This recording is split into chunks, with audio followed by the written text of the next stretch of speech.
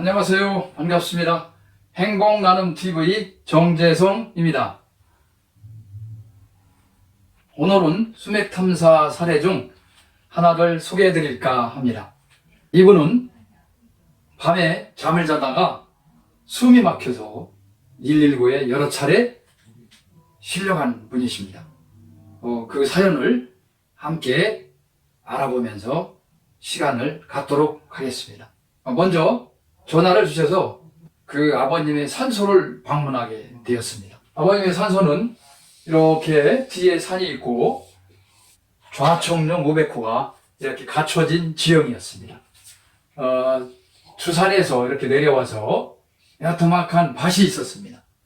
그리고 그 밑에 이렇게 산소가 모셔져 있었죠. 그리고 이제 이 밑으로는 논들이 쭉 있습니다.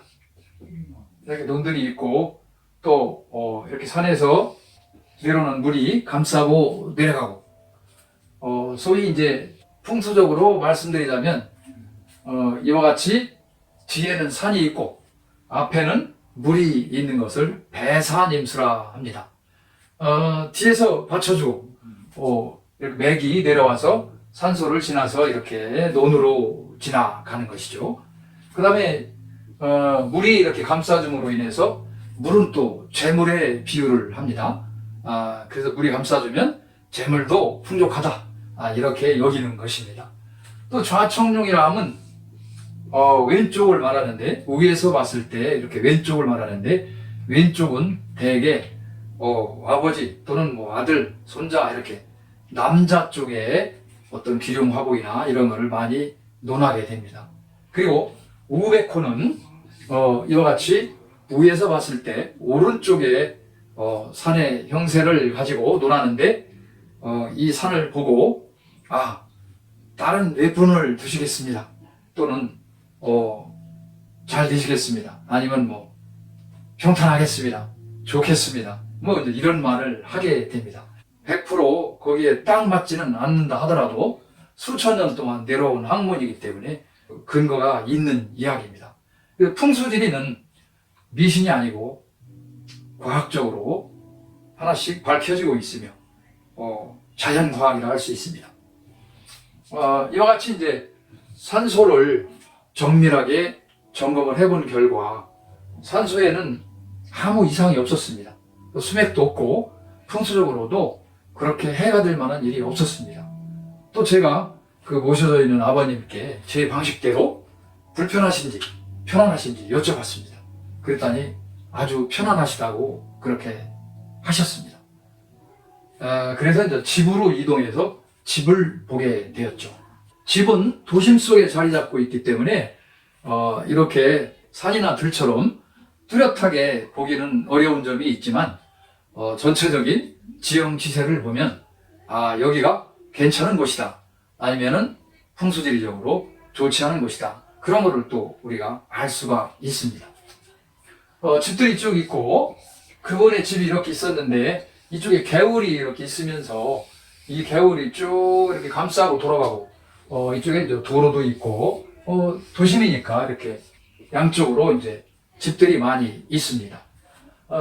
이런 상태였는데 현재 보시다시피 그림이 좀 선명하지 않게 보이죠? 그래서 제가 이걸 어떻게 하면 고객분들에게 좀 더 선명하게 이 소개를 드리고 함께 알아보는데 더 도움이 될까 해서 문방구를 갔습니다. 제가 문방구를 가서 그 고무판에 자석으로 된 칼라 보드가 있습니다. 칼라 그 고무판이 있습니다. 그래서 그거를 제가 구해다가 칼질을 다 했습니다.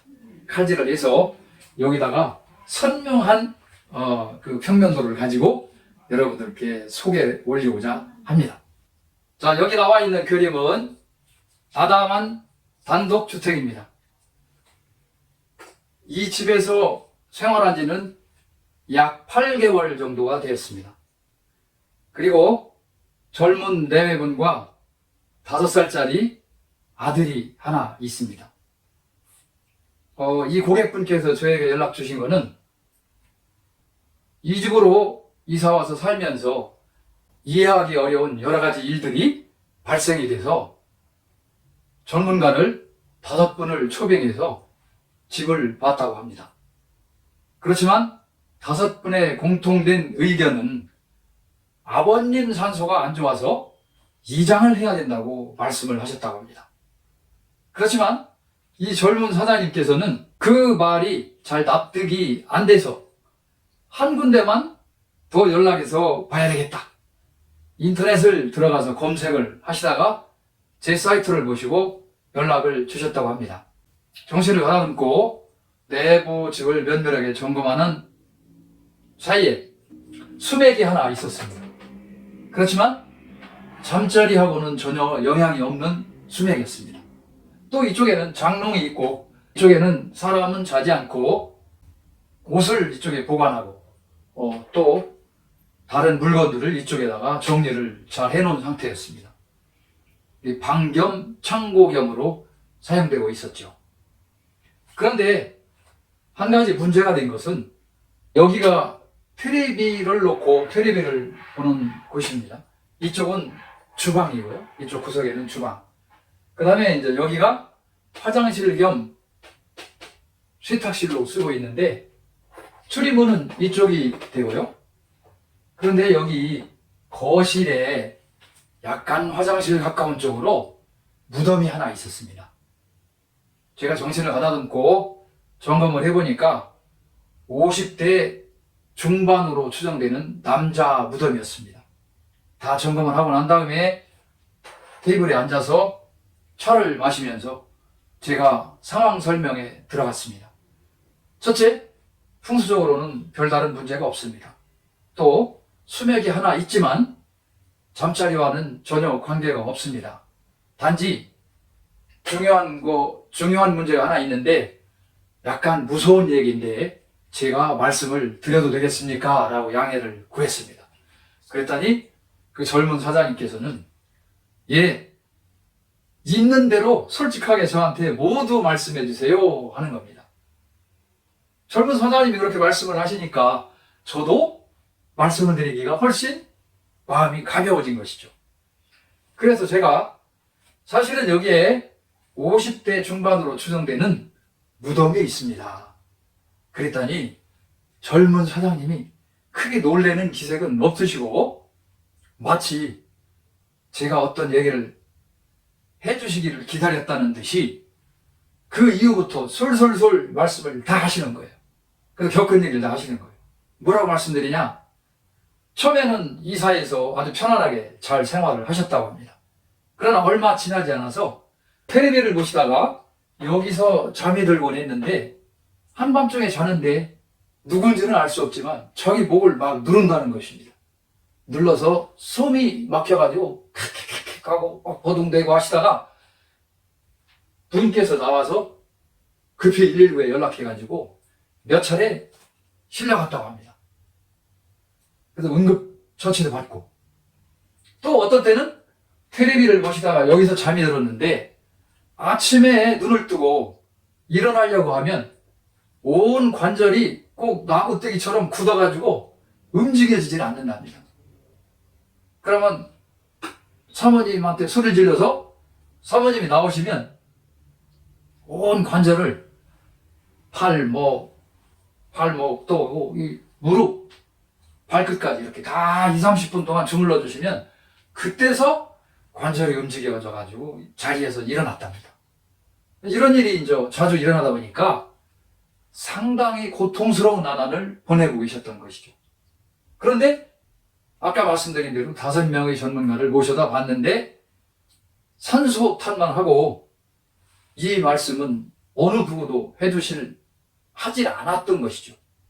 제가 드린 말씀을 다 수긍을 하시고 이제는 제가 왜 그렇게 고통스러운 나날을 살아야 했는지 이해할 수 있다고 말씀하셨습니다. 제가 짧은 시간 동안에 이렇게 말씀드리는 거니까 별거 아닌 것처럼 지나갔죠. 그러나 여기서 사시던 당사자와 그 사모님과 어린 아들은 얼마나 고통이 심했겠습니까?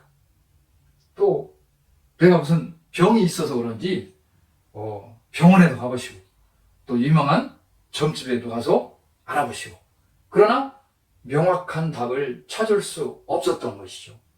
그런데 이 집에 이사 오신 지가 약 8개월 정도 경과되고 있는 시점이었기 때문에 계약 기간이 아직 많이 남아 있습니다. 빨리 이사 가고 싶지만 하루하루가 참 견디기 어려운 정도인 거죠.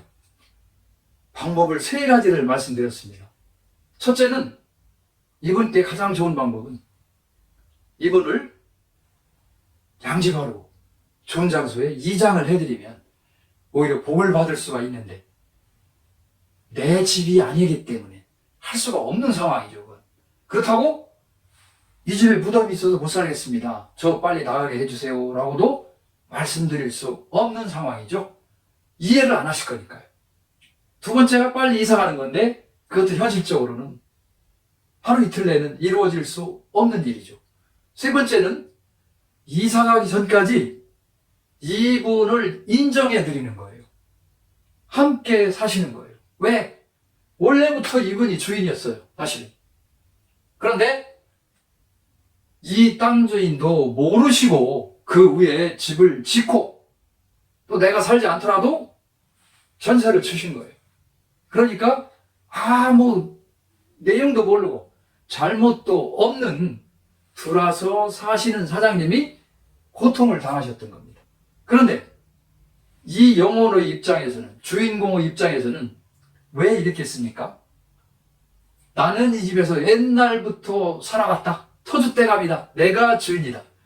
그런데 왜 너희들이 내 위에 집을 짓고 여기 와가지고 시끄럽게 하고 똥오줌 누고 물 쓰고 불 붙이고 또 전등 켜고 깔깔거리고 뛰고 이러니 얼마나 고통스럽겠습니까?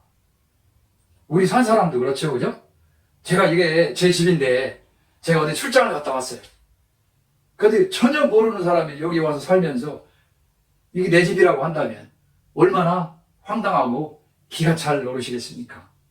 이 무덤의 주인공도 똑같은 이치인 겁니다.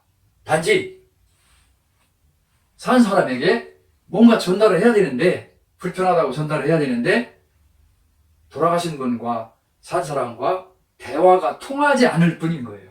그러니까 이런 방법으로 표현을 하셔서 내가 불편하다 정말 너희들 빨리 이사가라 이 신호를 주시는 거예요.